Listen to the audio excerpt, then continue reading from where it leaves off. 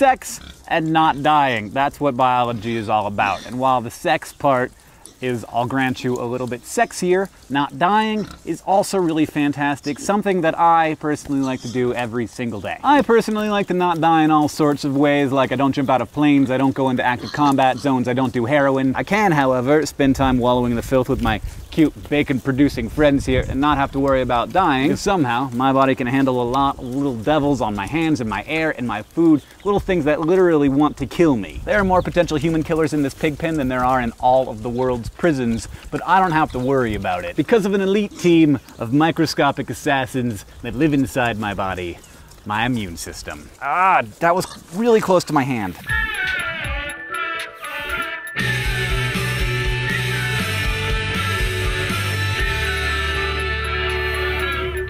You've heard of some of these little ninjas, others maybe not, but everyone knows the work they do by the trail of dead that they leave behind. Pus being the most disgusting example. And the work that these guys do is pretty hardcore. They not only identify incoming enemies, they eliminate them, and then they keep files on them in case their kind ever comes back. So I don't want to freak you out, but you and I are covered in pathogens right now, and you really can't blame them for wanting to get a piece of your action. You warm, high-energy, nutrient-rich, salty, watery action. Your body's pretty much a theme park for these guys, and although the majority of organisms living inside you actually make your life more comfy, there are some less helpful viruses and organisms from here on out referred to as pathogens that will want to turn your body into a factory for their children. So let's avoid that. We have two basic ways of doing it: innate or non-specific immunity that responds to all kinds of pathogens the same way and very quickly, whether your body has seen that pathogen before or not, and your acquired or adaptive immunity, which develops more slowly and requires your body to learn the wily ways of the pathogen before it defeats it. Every animal has an innate immune system, even sponges, but only vertebrates have the acquired kind. You were born with your innate immune system, and from the second that you wiggled your way out of the sterile environment of your mom and into this germy, disgusting world, that system has been protecting you. The thing about the innate immune system is that it doesn't care what it's killing. It doesn't worry about whether it's offing a virus or a bacteria or a fungus. Its job is to just keep the enemy from getting in. Or, once it's in, to sneak up behind it and break its neck ninja style. The first line of defense in keeping sketchy characters out are the skin and mucous membranes. The skin has so many excellent functions, like keeping your organs in, that it's easy to forget that its primary purpose is to keep things out. It's oily and kind of acidic and really not easy to penetrate, and I'm about to rock your world with this, but your digestive tract is also technically the outside of you. Remember how our bodies are basically just built around a tube, right? Well, the inside of that tube is exposed to as much weird, grody stuff as the outside of the tube. So your body treats the digestive tract like the front lines of this war, which is one of the reasons why your stomach takes no prisoners with the whole stomach acid situation. In addition to things like skin, we've also got mucous membranes providing another barrier to microbes trying to sneak in. Mucous membranes line all of your internal surfaces that are exposed to the outside, like your lungs and the inside of your nose, as well as some other parts of your body like the inside of your mouth and your eyelids and your sex organs. Mucous membranes, unsurprisingly, produce mucus, which is a viscous fluid. You've probably heard of it, and it traps microbes and helps sweep them away. This is why illness is so often associated with such awe-inspiring amounts of goop. Your second line of defense is your inflammatory response. The honchos here are specialized cells in your connective tissue called mast cells that constantly search for suspicious objects, usually unknown proteins, and then release signaling molecules like histamine when they find them. Histamine makes your blood vessels more permeable, which allows a whole bunch of fluid to flow to the affected area, and that is what causes inflammation. But it also brings in a crap ton of white blood cells, infection fighters, to go all Balrog on whatever's trying to make its way in. This is great if you get a splinter in your toe or a bunch of viruses in your face, but sometimes something gets into you that's not actually dangerous, like pollen or dust or like a peanut, and your immune system triggers an inflammatory response anyway, even though it's not a big deal. This is what we call an allergic reaction, and you know what those are like, with the swelling and the redness and the mucus production and the itching and occasionally a little bit of death. So that is why we take antihistamines to suppress the histamine trigger so our immune systems stop freaking out about nothing. Also, that is why you should always tell people when there are peanuts in your cookies. Most of the immune system activity that happens inside your body's fortress is done by white blood cells, or leukocytes. Leukocytes are awesome for a lot of reasons, but one reason is they've got full VIP access to anywhere in the body that they want to go, with the exception of the central nervous system, the brain, and the spinal cord, which are, for obvious reasons, super high security areas. Leukocytes can move through the circulatory system, and when they get to a place where they're needed, they can basically send a signal to ask the capillary to open a gap between its cells, and then it oozes through that gap to the site of the infection. This is called, get ready for it, diapedesis, from the Greek for oozing through. Now, there are lots of different kinds of leukocytes, like different branches of your own personal microscopic army. The kind specific to the innate immune system are phagocytes, more Greek, this time phago meaning eating. They're just any cells that ingest microorganisms through the process of phagocytosis. Phagocytes are pretty cool. They can literally chase down invading cells, grab them, and then completely engulf them. And some, like the superabundant neutrophils, move around the bloodstream and can quickly get to where the action is. Once a neutrophil kills an invading microbe, they basically just roll over and die. Dead neutrophils collect together into what we lovingly call pus. Now, the biggest and baddest of the phagocytes are the macrophages, the big eaters, which don't generally travel a lot, but instead hang out like bodyguards in your various organs. Not only do they kill outside invaders, they can also detect when one of your cells has gone rogue, like a cancer cell, and kill those too. And they, unlike the neutrophils, don't die once they've killed a bacterium. They can eat up to 100 before they die. Big eater. Of all the grisly stuff that goes on in the never-ending street war that is your immune system, some of the most gruesome stuff is done by a kind of cell called natural killer cells. Which reminds me, I think it's time for our very first open letter. An open letter to 1973. Dear 1973, you had a lot going on, the Vietnam War ending, Roe v. Wade, Watergate. It was a tumultuous time. But part of me wishes that you, 1973, had an opportunity to name everything in biology, because you got one chance to name a new type of immune cell, and you named it the natural killer cell, and I freaking love that. I look around at today's script, with all of its dendritic cells and macrophages and diapedesis, and I think, what if we let 1973 name all these things? Would we have spiky death cells and devourers and oozing action instead? I don't know. Maybe you would have screwed it up, but I don't think we could have done any worse than all this GD Greek we have to deal with all the time. Thanks for the Endangered Species Act, Hank. Okay, natural killer cells.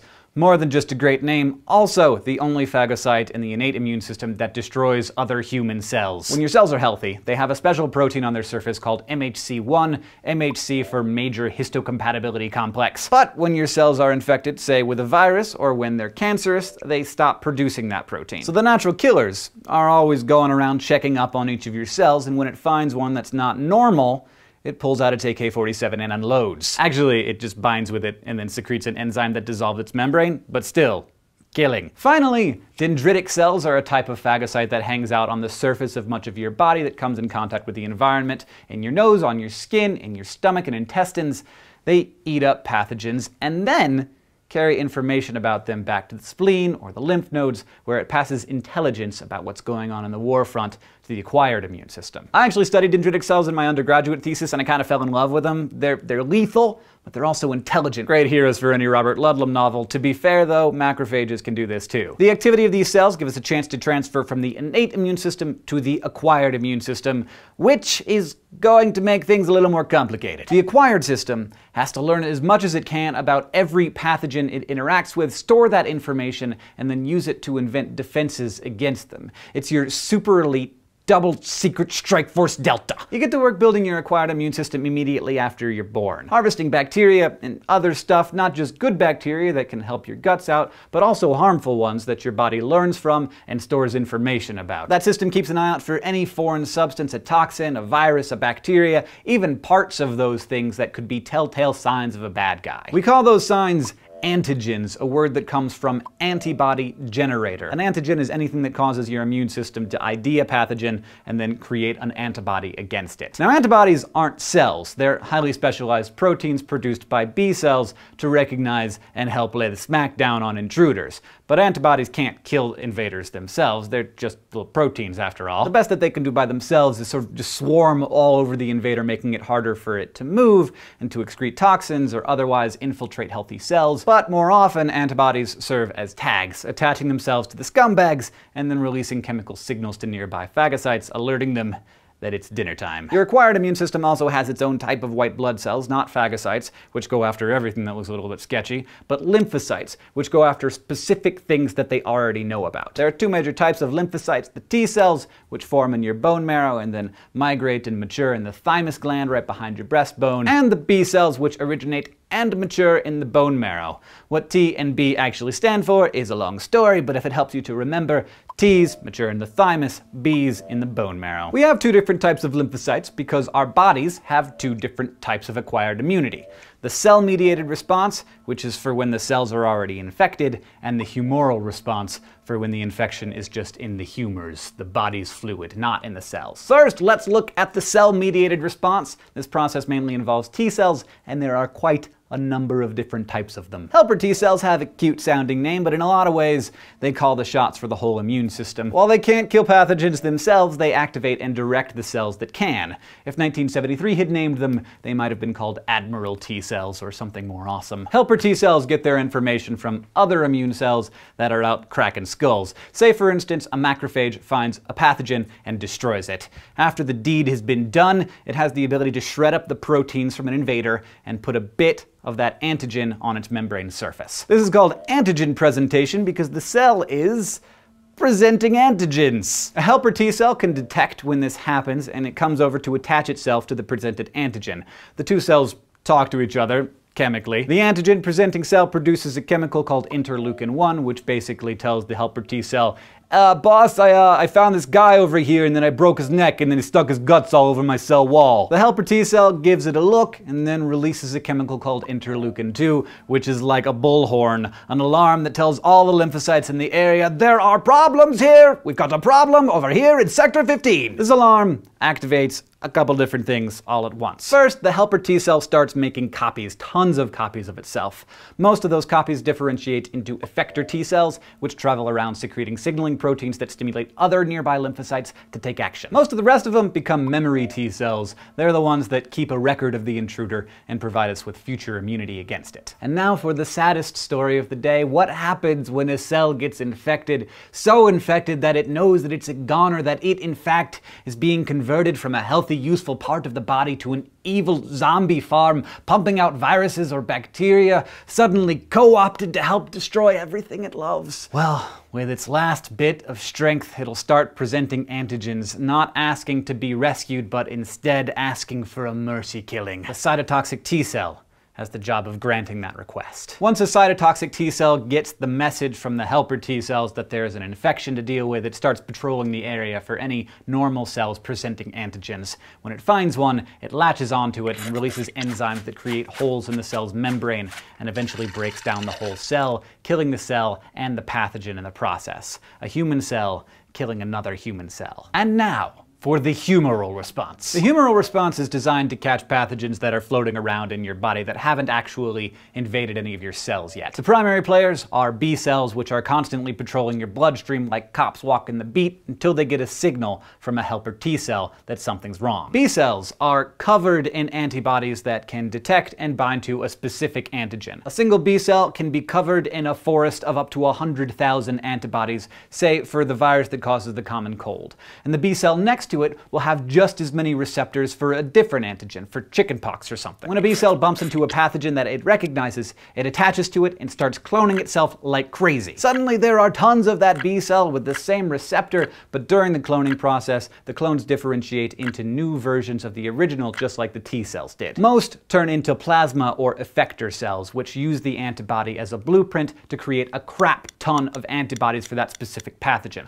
like 200 antibodies per second. Once these antibodies are released, they bind to the pathogens like crazy, marking them for death until a phagocyte can come along and do the dirty work. The rest of the cloned B cells mostly become memory cells, which have the same receptor and stick around, providing future immunity from this invader. And we are now very out of time, but I really love this stuff, so I didn't want to gloss over anything. Mucus, natural killer cells, macrophages, killing things, breaking them up and sticking them on their cell membranes, effector cells spewing out antibodies, and memory cells making sure that our immune systems hold that grudge. All because my absolute favorite thing to do every single day is not die. If you want to review anything we discussed in this episode, there's a table of contents over there. If you have any questions for us, we'll be down in the comments or on Facebook or Twitter, and we'll see you next time.